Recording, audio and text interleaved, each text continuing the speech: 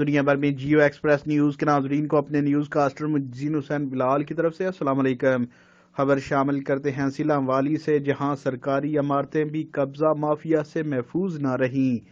M C Salem والی کی طرف سے عوام کے لیے بنائی گئی لائبریری پر قبضہ۔ سی او سیلم والی میئر ظفر حیات لالی بھی قبضہ مافیا کے سامنے گھٹنے ٹیک گئے۔ پرائیویٹ شخص نے سرکاری لائبریری کو اپنے تالے لگا کر چابیاں دینے سے انکار کر دیا۔ تحصیل انتظامیہ کی نااہلی کی وجہ سے سیلم والی میں سرکاری عمارتیں بھی قبضہ مافیا سے محفوظ نہ رہیں۔ ریلوے روڈ پر قائم سرکاری لائبریری، جو کہ ایم سی سیلم والی کے زیر انتظام تھی، جس پر پرائیویٹ شخص نے اپنے تالے لگا کر قبضہ کر رکھا ہے، جس کی وجہ سے لائبریری کو شیڈول کے مطابق عوام کے لیے نہیں کھولا جا رہا، جبکہ قبضہ مافیا کے فرد واحد نے اپنا قبضہ قائم رکھنے کے لیے چابیاں سی او ظفر حیات لالی کو بھی دینے سے انکار کر دیا۔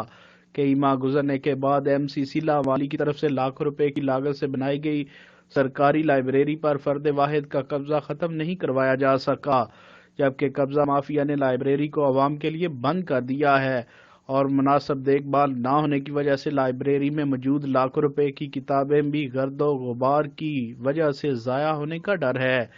عوام کا ڈپٹی کمشنر سرگودا اور اسسٹنٹ کمشنر سیلم والی سے مطالبہ ہے کہ سیلم والی کی واحد سرکاری لائبریری کو قبضہ مافیا سے واگزار کروا کر عوام کے لیے کھولا جائے، جبکہ قبضہ کرنے والے شخص کے خلاف قانونی کارروائی عمل میں لائی جائے۔